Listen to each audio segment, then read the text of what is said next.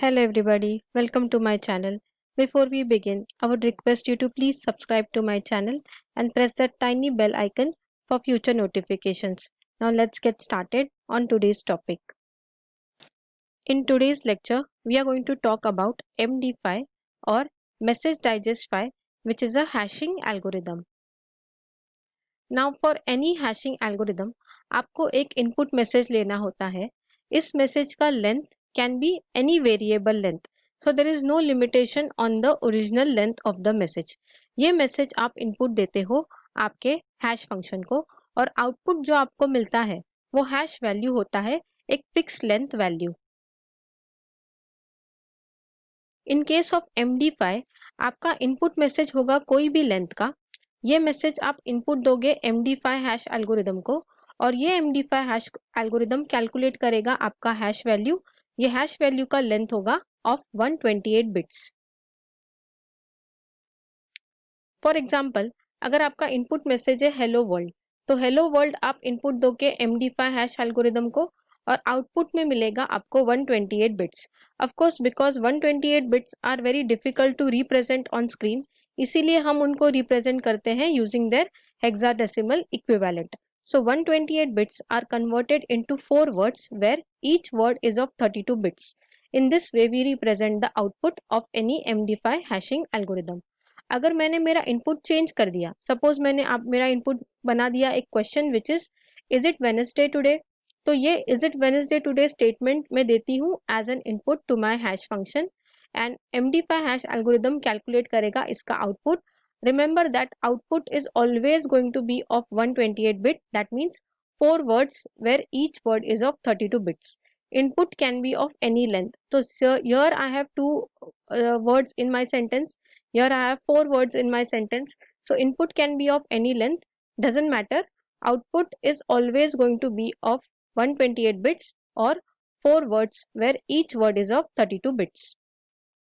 The first step of your MD5 algorithm is to convert your input message which is of any length into a standard 512 bit value. तो आपको कुछ भी करके आपके message को 512 bits में convert करना होता है. Your message can be of x bits and the output must be of 512 bits. तो ये कन्वर्जन करने के लिए आपको 2 ऑपरेशंस करने पड़ते हैं. पहला ऑपरेशन है पैडिंग और दूसरा ऑपरेशन है appending the length. So let's talk in detail about both these operations. The first operation, like I said, is the padding operation. So the word padding means adding extra bits. So in case of MD5 also, आपका जो original message होगा ना उसको आपको extra bits add करने हैं. वो extra bits को हम क्या बोलते हैं? Padding bits. सो ये पैडिंग बिट्स होते हैं 1 followed by n number of zeros. So padding में बस आपको ओरिजिनल मैसेज के साथ 1 followed by some n number of zeros add करने होते हैं to extend the size of the message. ये हम इसलिए कर रहे हैं क्योंकि हमारा original message is less than 512 bits, इसीलिए हम उसको पैड कर रहे हैं with this extra bits so that हमारा final total comes out to be 512. Padding के बाद हमें करना होता है second operation which is appending the length. So इसमें आपको क्या करना होता है, आपका जो ओरिजिनल मैसेज होता है ना उसमें जितने भी बिट्स हैं, सपोज अगर मेरे ओरिजिनल बिट्स में मैसेज में 24 बिट्स हैं, सो उन 24 बिट्स को मुझे 64 बिट में रिप्रेजेंट करना है. इसका मतलब है 24 का बाइनरी रिप्रेजेंटेशन होगा 11000 और इसके पहले मैं जीरोज ऐड कर दूंगी so that my total comes out to be 64. So ये जो टोटल लेंथ है ना that should be of 64 bits. So 24 bits मतलब ओरिजिनल मैसेज में कितने बिट्स थे? 24 बिट्स. उनको मैंने रिप्रेजेंट किया है using 64 bits of ones and zeros. तो बस आपको 24 का बाइनरी फाइंड करना है और उसके पहले 0 अपेंड कर देने हैं so that your total comes out to be of 64 bits. तो इस तरह से हमने पैडिंग कर दिया और लेंथ अपेंडिंग कर दिया. हम ये दोनों स्टेप्स को अब कंबाइन करके देख लेते हैं. सो अब हमें पता है कि हमारा अल्टीमेट एम क्या है, to convert our message into 512 bits. Example के लिए सपोज मेरे पास ओरिजिनल मैसेज है जिसमें सिर्फ 200 बिट्स हैं, मतलब अब मुझे इन 200 बिट्स को 512 बिट्स में एक्सपांड करना है.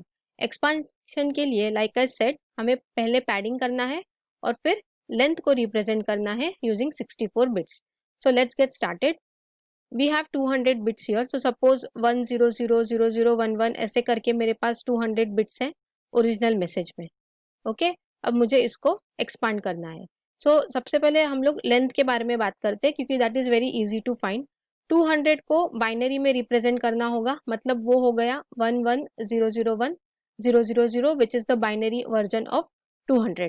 उसके पहले मुझे जितने ज़ीरोज़ ऐड करने हैं उतने मैं कर दूंगी. उससे क्या होगा, मेरा ये टोटल लेंथ ऑफ हो गया अब 64 बिट्स का. So 200 bits are represented in binary and they are appended with as many zeros as you want so that the total length of this block comes to be 64 bits. तो अब मुझे यहाँ पे 200 bits मिल गए और यहाँ पे 64 बिट्स मिल गए. अब बात करेंगे पैडिंग के रीजन में. So in the region of padding I know that I want to add 1 followed by some n number of zeros. तो अब मुझे यहाँ पे कितने जीरोज ऐड करने पड़ेंगे. So total length of the message must be 512. उसमें से 200 बिट्स थे बाइनरी ओरिजिनल मैसेज के, 64 बिट्स हैं of your length of the message. So if I do 512 minus 200 plus 64 I get 248 bits. So 248 bits में से first bit is going to be 1 and the remaining 247 bits are going to be zeros. So in this way I have converted my original message of 200 bits into the standard of 512 bits. एक बार हमने message को 512 bits में convert कर दिया, उसके बाद हम लोग उसको साइड में रख के नेक्स्ट स्टेप की तरफ बढ़ते हैं. In the next step we are going to talk about the message digest buffer. Now this buffer is a 4 word buffer. So इस मैसेज डाइजेस्ट बफर में एक्चुअली हमारे पास 4 वर्ड्स हैं, word A, B, C, D. Each word has 32 bits. Each word is capable of storing 32 bits, but हमें पता है कि because 32 bits will become a bit difficult to show on screen, so what we can do is we can represent them again in their hexadecimal format. So initially word A में मैंने store किया है 0 1 2 3 4 5 6 7. ये value मैंने word A में store किया है. Similarly word B में मैं store करती हूँ 8 9 A B C D E F. We should stop at F because that is where the hexadecimal representation also stops. So we know that hex digits go from 0 to F. इसलिए word A और word B में मैंने hexadecimal digits को represent किया है. अब अगर आप word C को देखोगे ना, so word C is the exact opposite of word B. So if this is word B, तो इसका exact उल्टा क्या होगा, word C होगा. मतलब word C क्या है, F E D C B A 9 8. And similarly word D is the exact opposite of word A. So इसका उल्टा है word D, that means it is 7 6 5 4 3 2 1 0. इस तरह से हमने 4 words A B C D को इनिशियलाइज करके रख दिया है where each word has 32 bits. Now MD5 also needs 4 functions to operate. So 4 functions that I have with me are F, G, H and I. So these are the 4 functions which will operate in MD5 and they will process on the message blocks M0 to M15. So ये 4 functions use करूँगी मैं मेरे MD5 algorithm में. We will see in later slides where each of these function is going to operate. After that let's go back to our 512 bits जो हमने expand करके पहले ही calculate करके रख दिए थे. अब let's bring them back into picture. इन 512 बिट्स को मुझे डिवाइड करना है into 16 blocks where each block is going to have 32 bits. तो जो 512 बिट्स थे मेरे पास उसको मैंने 16 ब्लॉक्स में डिवाइड कर दिया, M0 टू M15, और हर एक ब्लॉक में I have put 32 bits.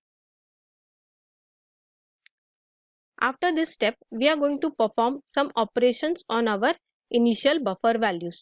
So let's see now the operations that we will be performing. Now in case of MD5, I know that initial buffer जो हमने value set करके रख दिए थे ABCD में, वो ये 4 values हैं, right? So you can see in yellow these are the 4 values that are stored in my MD5 buffer initially. अब इन्हीं values पे operate करके मुझे नए 4 वैल्यूज कैलकुलेट करने हैं, नए A B C D calculate करने हैं. So let's talk about the easy part first. What about new A? If I want to calculate new a, that means it is going to be old d value. You can see this arrow here. It's coming from the old d value. इसका मतलब है new a is calculated using the old d value. Similarly, new c. Okay, let's talk about the new c value. New c is calculated using the old b value, and new d is calculated using the old c value. तो जो old values थे उनसे हमने a, c और d calculate किया है. Now let's talk about the calculation of b.